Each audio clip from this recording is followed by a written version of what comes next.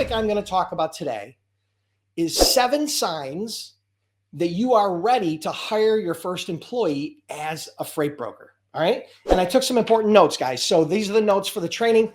I'm going to walk you through these all 7. As a matter of fact, right before I went live, I put a bonus down, an 8th one down, an 8th tip.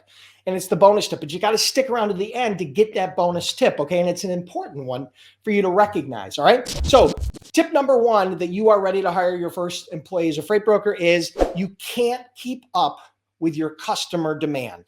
Okay. So you're not able to get back to your customers quickly with their quotes. You're not able to cover all the loads that you're being given. You're not able to do all the check calls, right? You're not able to keep up with the daily activities that are necessary to support your existing customers. Okay. So you can't keep up with their demand. They're trying to give you more freight and you don't have enough time. That's a huge red flag. That's a huge sign that you need to start considering hiring your first employee. So that's number 1. Number 2, you have no time to prospect for new customers. This is a trap that a lot of freight brokers and freight agents fall into. They start with no customers. They go out and get a few customers. They get really busy and then they stop prospecting, which blows my mind because, again, I know you need to focus on supporting your customers, but if you're not growing, you're shrinking. You're never staying the same. So you always have to make time to prospect. And a lot of brokers and agents fall into this trap where they get so busy moving the day-to-day freight for their existing customers that they stop prospecting. That is a huge sign and a major red flag that you need to consider hiring your first employee. Okay, that's number 2. Number 3, you've identified a new and highly profitable niche that you would like to pursue, but you don't have the resources. You don't have the time. Okay. So diversification of not only the number of customers you have, but the niches that you are in can be a very powerful strategy to building a highly profitable and sustainable brokerage. Okay. So you start out in one niche, maybe like I did. We started out in the van niche and then we moved into flatbed. Then we moved into refrigerated. Then we moved into heavy haul. And eventually we had offices and teams that were built around all of these different niches. So we were in a bunch of different niches after, several years, but we didn't start out that way. But had we not pursued those niches, had we not put the resources in place, had we not recognized the opportunity, then we may not have ever been able to grow the company that we were able to do. And I probably wouldn't have been able to do over $200 million as a freight broker. Okay. So that's number 3. Number 4, customers are complaining. Okay, customers are complaining. The number 1 complaint from customers is that you're the failure to communicate. You're not getting back to them with rate quotes quickly. You're not giving them updates when they request updates.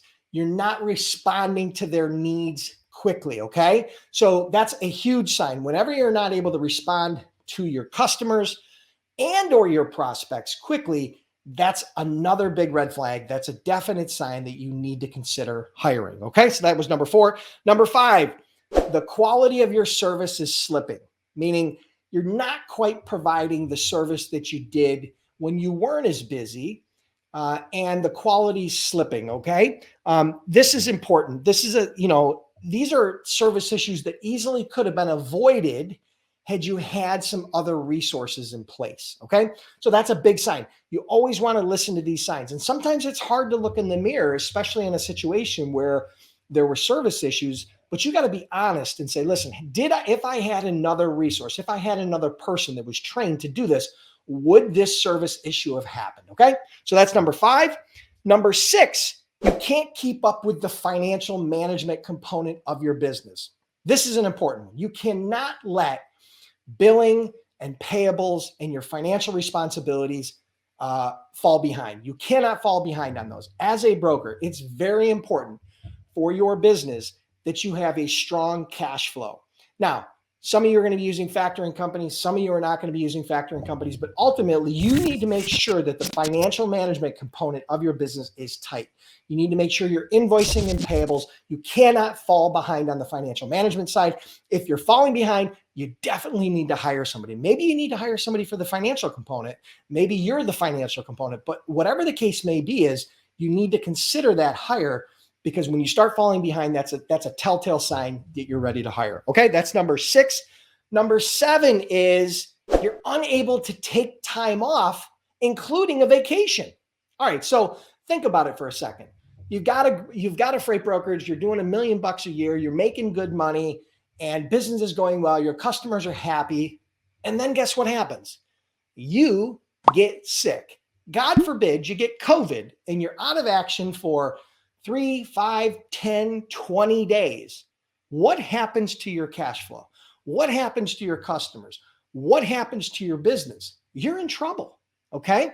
So everybody needs to be able to take time off. One is for sick time in the event that you do get sick or injured. The other is vacation. Everybody, I don't care who you are, deserves a little bit of time off. Now, as a startup, as a young company, no, you're probably not going to take a week or 2 week long vacation. That probably doesn't make sense. But to take a long weekend, to take a 4 or 5 day trip with your wife or your family to recuperate and build back the much needed R&R that you need in order to keep your energy high, your attitude positive, you need to be able to do that. So number one, you're unable to take time off, whether it be for being ill or whether that be for vacation. That is a huge red sign, okay? A red flag. You definitely need to listen to that. And the bonus, number 8, the bonus tip that you are ready to hire your first employee as a freight broker is simply this. You can finally afford it. Now, let me explain that. When you start out as a freight broker and you have no cash flow, the thought of hiring an employee is devastating. It's scary because you don't have any money. How am I going to do it? I got to rob from Peter to pay Paul. So you got to do all the work. But once you do the work and you get some customers and you move some loads and you start getting some predictable cash flow and there's a little bit of money in the bank, what you need to do is you need to leverage that. You need to invest it back into the business. Don't stick it in the Hip National Bank. Don't go out and buy a new car. Don't go out and buy some flashy watch or a suit. Reinvest it into the business. And one of the most powerful things you can reinvest that profit back into the business is in people.